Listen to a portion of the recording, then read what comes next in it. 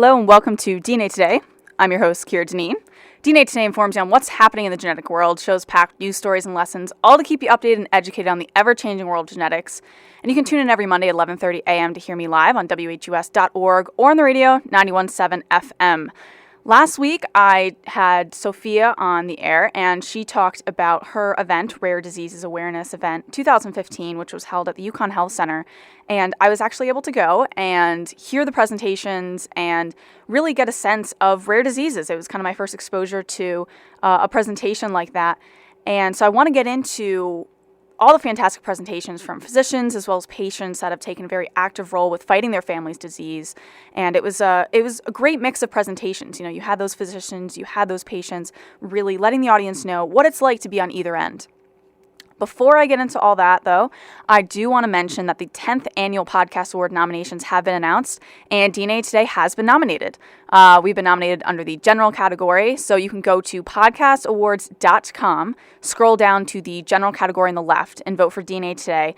Voting starts tomorrow, so please vote. Thank you so much for helping the show get nominated. The next step is to actually win the category. We'll see how it goes because Serial Podcast is also nominated in the general category, which is a huge podcast that has hit the mainstream market. So as many votes as we can get in there, definitely appreciate that. Again, you can go to podcastawards.com. Daily voting opens tomorrow. So from tomorrow on out, vote every day, please, at least once. So going back to the UCONN Health Center Rare Disease 2015 event, again, it was held by Sophia Walker, and there was 4 presentations. So I kind of want to go through the highlights of each presentation and what I got out of the experience. Before I go into each presentation, I do want to give a little glimpse of rare disease facts. So starting with what is a rare disease? Obviously, it's not a disease that's affecting a lot of people. This is a disease affecting fewer than 200,000 Americans. It's considered rare. And so how many rare diseases are there? Now, according to the National Institute of Health, there are approximately 7,000 rare diseases, and there are approximately 30 million Americans who have rare diseases. So most rare diseases are genetic, which is kind of why I'm talking about it on my genetic show here. And two-thirds of people that are affected are children, but the other third have an adult onset. And so what are the special problems that people with rare diseases have? So people with rare diseases are medically underserved population, and they have a lot of challenges because of this. They have difficulty obtaining an accurate diagnosis. Many patients see multiple specialists prior to diagnosis, and they have limited treatment options. Only about 350 of the 7,000 rare diseases, again, 350 of the 7,000 rare diseases have FDA-approved treatments, and little or no research has been done on many of these diseases because it's not a lucrative market because you only have so many people that would buy this drug. So to put in a lot of money to create the drug, you're not going to get a lot of money of that back. Whereas if you focus on a disease that a lot of people have, then it's more likely that you're going to make that money back. So that's a huge issue within rare diseases, and that is why they're really pushing for more federal funding and to be able to explore and research these diseases to have treatments and cures. So this is definitely an underrepresented population, and that's why I like to highlight it on the show to make people more aware that rare diseases are a huge issue. And I think one of the most surprising things I learned from going there, and it's still kind of blowing my mind that this is true, but 1 in 10 Americans have a rare disease. So you might be like, hold on, 1 in 10 Americans? But because there are so many different rare diseases, this fact is true. So a rare disease in itself affects fewer than 200,000 Americans. However, rare diseases in general, because there's 7,000 rare diseases around, it affects 1 in 10 Americans. So that is quite a lot of people. So they may be underrepresented, but because they're all kind of spaced out into different diseases, so they can't all be treated the same, obviously. So the first presentation was by Dr. Anton Alerte, and he is an assistant professor in pediatrics, and he runs the clinical medical course at UCONN Health Center. And so he kind of went over a lot of what I just said of the general ideas of rare diseases, and that, again, I want to stress that most have a genetic component. So that's why it's kind of important to highlight within the realm of genetics that rare diseases are a major issue. And there has been legislation to help with federal funding. However, it's still not being researched enough. And the legislation I'm referring to is the Orphan Disease Act. And this was to help with federal funding, but it's still not as good as a lot of people would like to see. Again, because the research is not as lucrative. So you have less customers to sell to, and you have, less of a market out there. So Dr. Anton talked about 2 cases that he had in his career that he really wanted to highlight. And the first was in 1997 in the NICU. There was a beautiful baby boy, as he said, in an incubator, and he has VATER, and that stands for different characteristics that this boy has, and it's a rare disease, obviously. And the first is vertebral abnormalities, which means that the spinal cord has kind of stuck together, so it's not separated and be able to move regularly. Also an imperforated anus, which means that the anus is not open and surgery is needed in order for it to be functional. And also this characteristic that makes the stomach not connected to the esophagus and to be able to eat food and everything to pass through smoothly, which kind of goes back to the imperforated anus, that the digestive tract is not exactly smooth and flowing. The last one is Raynal, so kidney abnormalities. And chromosome 12 is involved in this rare disease, and there's also a subdisease to this that has cardiac issues, along with all the other issues I just said. And this happens in 1 per 10,000 to 1 in 10,000 to 1 in 40,000 live births. So again, we're talking about rare diseases, so it's not affecting a lot of people. The more positive side to this rare disease is that the prognosis is good and IQ is not affected. So your intellectual ability is not affected if you have this rare disease, which is different from many rare diseases. A lot of rare diseases we see do affect the IQ. So when something doesn't and surgeries are able to fix these characteristics of the disorder, the prognosis is good because you have to go through the surgeries and obviously it's devastating. However, in the end, a lot of people end up being, livable and can survive. The second case he talked about was a little bit more personal. He shared his name. His name is Jakari, and he has Wolf Hirschhorn. And the characteristic of this is a Greek warrior helmet-shaped birthmark. And people with this also have a broad, flat nasal bridge and a high forehead. Their eyes are widely spaced and maybe protruding a little bit.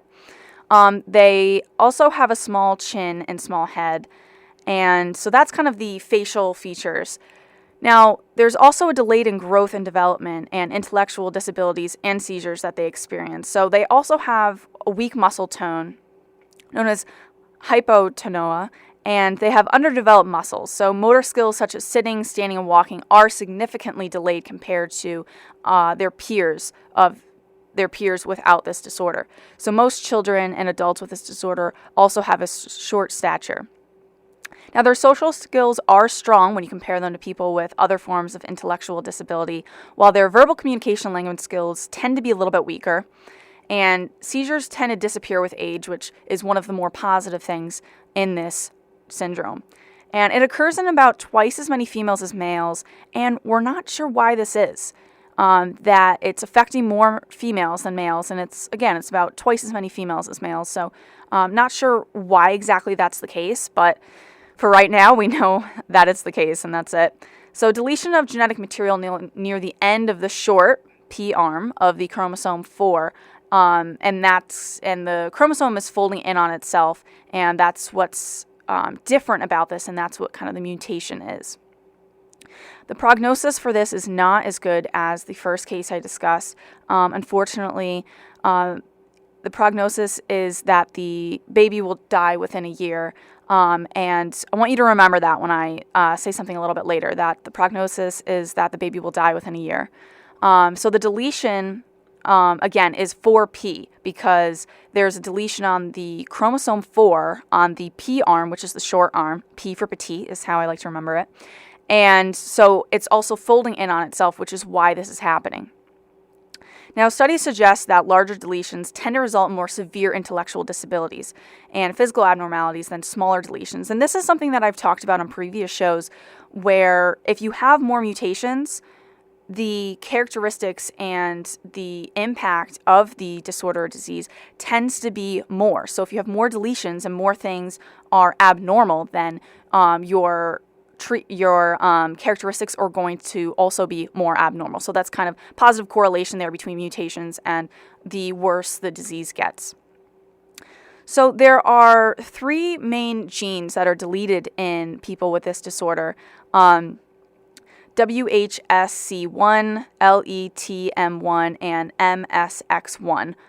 Those are the main genes that are missing in people with this disorder. So obviously, because they have been identified as missing, they must have a key role in, their absence has a key role, I should say, in their characteristics of the disorder. And between 85 and 90% of all cases of the syndrome are not inherited. So you might say, okay, then how do they even get it if it's not inherited, if their parents are passing that information along to their children? So this is a result of a chromosome deletion that occurs as a random, or de novo we call, event during the formation of reproductive cells. So reproductive cells, again, are eggs and sperm. And this is early in embryonic development. So we're not saying dad has this mutation or say he's a carrier for this mutation. That's not the case here. We're talking about a random event happening, a de novo event happening during the formation of the eggs or sperm, and it can also happen early in embryonic development. So the parents can be normal and healthy. However, if something happens randomly and has these random deletions, this disorder can persist. So it happens in 1 in about 50,000 live births. And so it's a rare disease. And to remind you, rare diseases affect fewer than 200,000 Americans. But this happens in about 1 in 50,000 live births. So remember when I mentioned the prognosis of being dead within a year? Jakari, who was the little boy that Dr. Anton was working with on this case, and he is now 12 years old, and he's 27 pounds, which is unheard of. It's a miracle, and it's a wonderful thing, I'm sure, as a doctor to, be taking care and having a major role in this child's life and seeing them go way beyond the prognosis. So very exciting, and he's a happy boy, and he even jokes around a lot by pulling out his fake eye and playing with it and kind of freaking other kids out. So it's very exciting to hear that, just because prognosis, that's, an estimated, but there are some miracle cases, as we like to call them, that really do persist longer than that. And Dr. Anton talked a lot about the experience of the patient and the frustrations when trying to identify and treat a rare disorder, that there is so much difficulty in finding physicians or treatment centers with experience in treating a particular rare disease, and treatments are generally more expensive than those for common diseases because they're not as readily available as other diseases or other treatments for other diseases. And reimbursement issues are related to private insurance, Medicare, Medicaid, and there's difficulty in accessing medical, social, or financial services or assistance because of those making the decisions are not familiar with the disease. That, rare diseases, most doctors are not aware of them. That's why they're called rare diseases. But there is a push in the medical field to learn about rare diseases overall so that doctors are able to identify, all right, this is a rare disease, and at least put it in that category to then further explore and find treatments or cures or something to, at least a diagnosis to start, to push the families in the right direction, because not knowing the diagnosis of your child can be very difficult. So he talked a lot about this, and he had an awesome presentation that was very informative. So the second presentation I want to talk about, it was from Juliet and Tara, and Juliet and Tara Lynn. And Juliet is the child that has FAVA, which is fibroadenomatous adipose vascular abnormalities. And Tara is her mom, and she has 10 years of experience being an OT, which has really helped help her own daughter just learning, adaptive, different ways of doing things to, get her through the day and things like that. And Juliet has a red spot on her inner thigh, which has been changing ever since she's been growing. And it started out as the size of a pencil eraser and has changed from there. It's gotten bigger, smaller, and really been changing. And because of this, Juliet is in constant pain with no end in sight. And her family went to one doctor to the next. This was a great presentation following Dr. Anton's because it really explored now the patient side of things, of how frustrating it can be to get, doctor after doctor not knowing. And the not knowing is really the scariest part, that you don't know what to expect. They had a potential diagnosis, but nothing definite, and all different treatments that were kind of a shot in the dark. They visited Boston Children's Vascular Abnormalities Center, and that's made up of about 25 physicians. So they visited there, and they went back there later, that I'll get to. She has normal tissue. However, there's adipose there instead of other types of normal tissue. And the nervous tissue is also intertwined with it, which is causing her pain. And after, Googling, once they found out that she had FAVA, there was not a lot of information out there. So even though they have this diagnosis, they still don't really know what to expect because there isn't a lot of information out there. And finally, a paper was published that provided some information to the medical community. And so this was kind of going along with her diagnosis. And this is that her muscle fibers replaced by intramuscular lesions, extremities, and chronic pain and dysfunction swelling. That's kind of her diagnosis. And there's 2 surgical treatment options, and I believe they went through both. She went through CO2 laser and embolization of dilated veins. And in August 2013, she had her first surgery, and the pain unfortunately did not leave after surgery. Julia is such an inspiring young woman, and the way her mother would, talk about her just being so strong, and even mentioning that she cleaned her own wounds after this, just very, very mature young lady.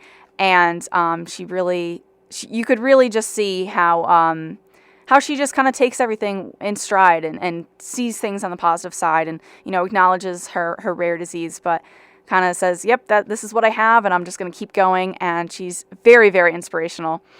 And so her mother went on to say later in the presentation, they went back to the Boston Children's Hospital to try cryoablation procedure. And before they did this, they were inspired to start their own foundation because there wasn't a lot of resources out there for people that had FAVA. So they started the FAVA Foundation, which supports research, and you can go to favafoundation.org to learn more. There's lots of information on there, and I'm kind of blowing through some information, and I wish I had more time to really get into more of what she shared. But they both, Juliet and Tara, really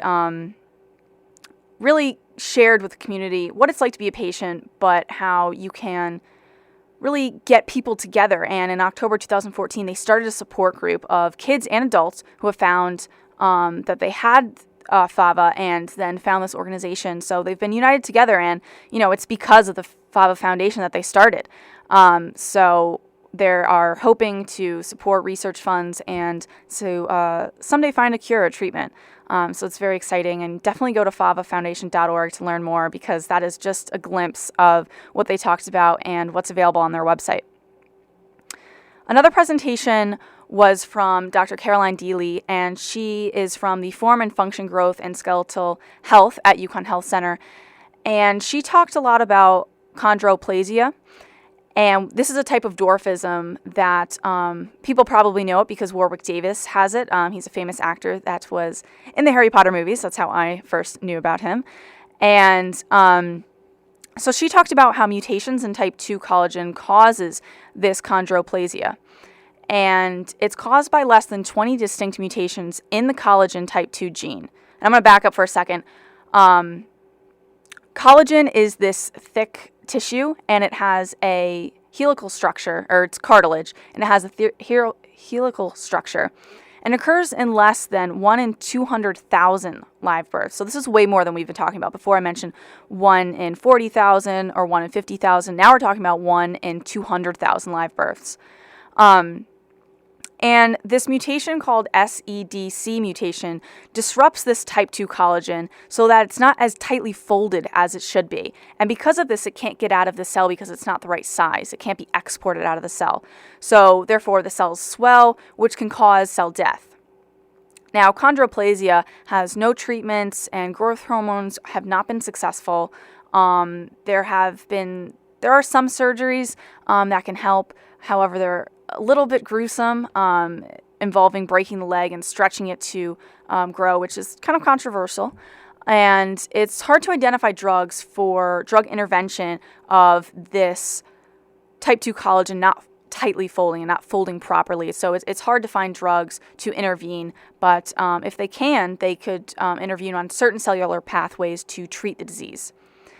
And Dr. Caroline Deely talked a lot about induced pluripotent stem cells being used for research in this realm. And these are a type of pluripotent stem cells that can be generated from adult cells. And mature cells can be reprogrammed to become pluripotent. So pluripotent means many, like pluri, and potentials, potent, so many potentials. So in other words, these cells have the potential of taking on many fates in the body, including all of the more than 200 different cell types.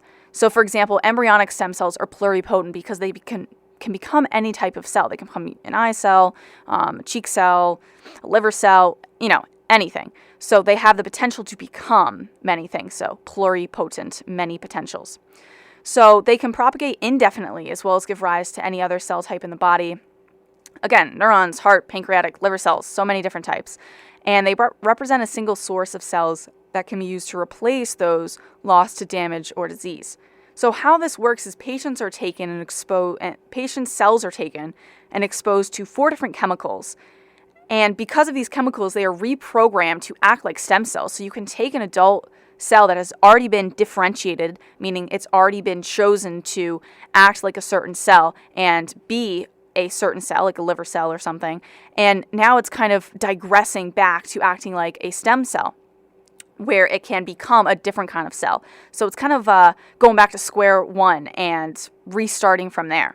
So what's great about this method is there's an indefinite supply of the patient's own cells. So, as a person, you have so many cells in your body that you can keep supplying cells and they can keep working with it and putting it in, have the induced pluripotent stem cell. Induced meaning that they are putting these chemicals, these 4 certain chemicals, and exposing the cells to it so that they become pluripotent stem cells. So that's what the induced part of that phrase is. And again, they can keep supplying cells, and so research can continue, and by giving the cells, they can then get these stem cells. So it's a really cool advancement in science, and I've always kind of been interested in that. I would definitely suggest looking into that. The last presentation from Ethan Talbot. He's a third-year medical student, and he has a rare condition that runs in his family. And this was the 6th year that he spoke at the annual event of the Rare Disease 2015. And the disorder that runs in his family is myotubular myopathy, which is an X-linked disease, meaning that the mother carries it. So his aunt, his mom, a lot of them carry this disease and have passed it on to kids in the family. So happening through generations, and his family is the family with the most cases on record in the entire world. So it's kind of, he likes to say, his family's disease. And this disease is caused by a defective protein, myotubular respirator protein, and it causes floppy muscles and therefore makes the patient wheelchair bound, and also that they need a respirator. So it's a very serious disease that really, really affects the person, and it's hard to manage the complications. It can be done to just manage them, but there's really no effective treatment or cure for it. Now, when you look at muscle cells from people with this disorder, the nucleus is in the center of the cell as opposed to the kind of outside, not directly in the center. And Ethan discussed the theme of miracles within his family regarding this disease. And this might sound a little weird that your family has this horrible rare disease and you're looking at miracles with it. But I'm going to talk about two main miracles that he really highlighted during his talk, which he's very well spoken and really gave it a story aspect and really captures the audience.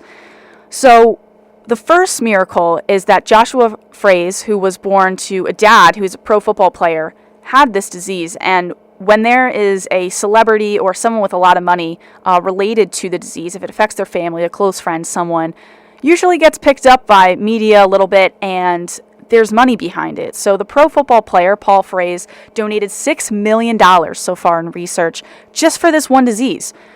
There are labs in Harvard, North Carolina, and France that he has donated money to that have been built up to focus on this disease. And it's a rare disease because it only affects 300 people in the world. Again, this disease is myotubular myopathy. And Ethan's family, the presenter, formed a connection with the Frays family, and this led to Paul Frays setting up Ethan to work in his own family's disease in the Harvard laboratory.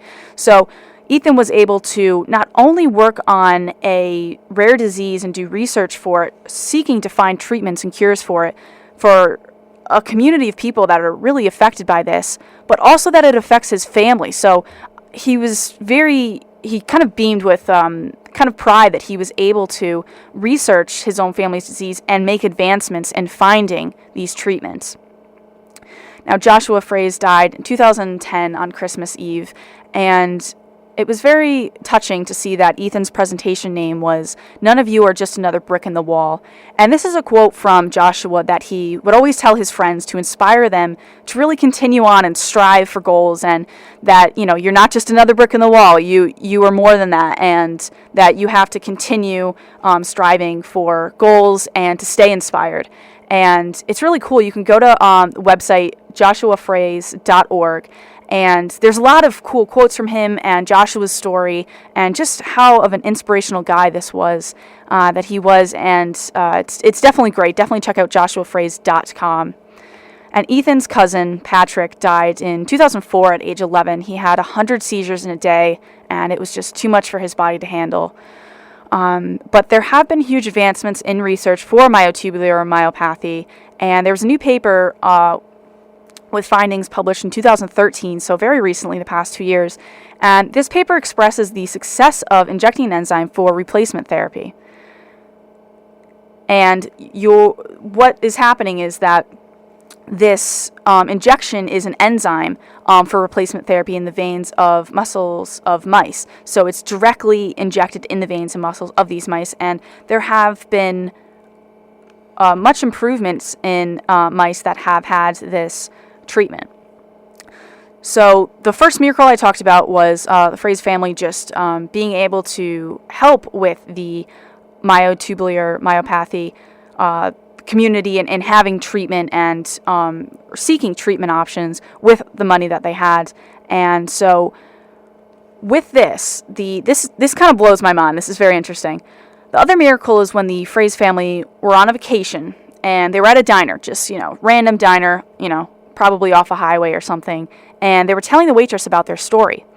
And she said that there was a farm up the road where puppies were experiencing a very similar condition to what they were describing that Joshua had. And it turns out that the puppies had the same condition that Joshua and Patrick had, and it even had the same gene that was compromised. So they had exactly the same condition, which is fantastic because these puppies can then be used for research to then find a cure. So a lot of times when research where you're looking for a cure and we're looking to do research on organisms, we have to inject the affected gene into the organisms. But here, that was already done. They found naturally occurring puppies with this gene compromised. So they didn't have to spend all that money on developing that technology of developing the gene and then injecting it. It already occurred. So the dogs were utilized in research, and there was a genetic therapy treatment that has found success in treating the puppies and in the mice I mentioned before.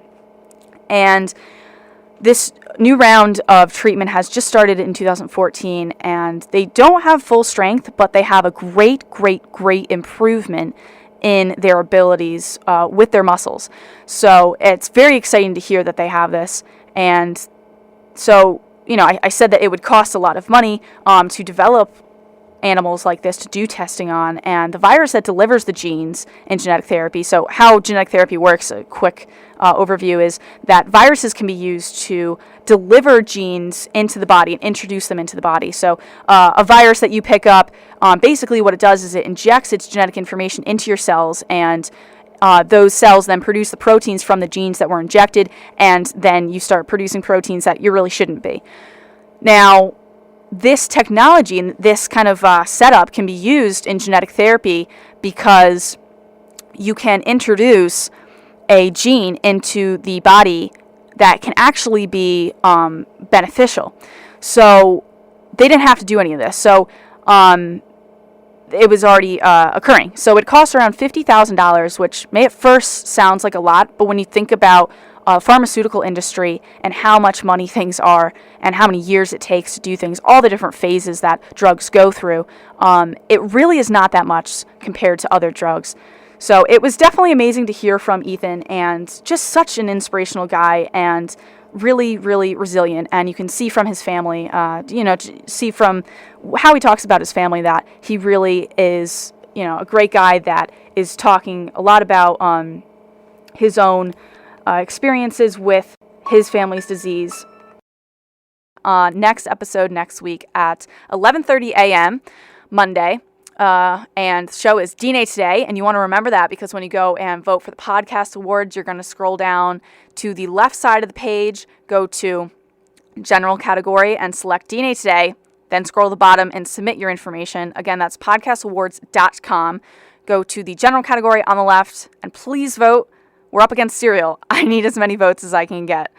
You can learn more about the show at dnapodcast.com, and there's a contact forum on there if you have any questions. I love, love, love receiving emails. I love feedback from you guys, what you want me to cover. If I said something wrong, I definitely want to know, so give me constructive criticism.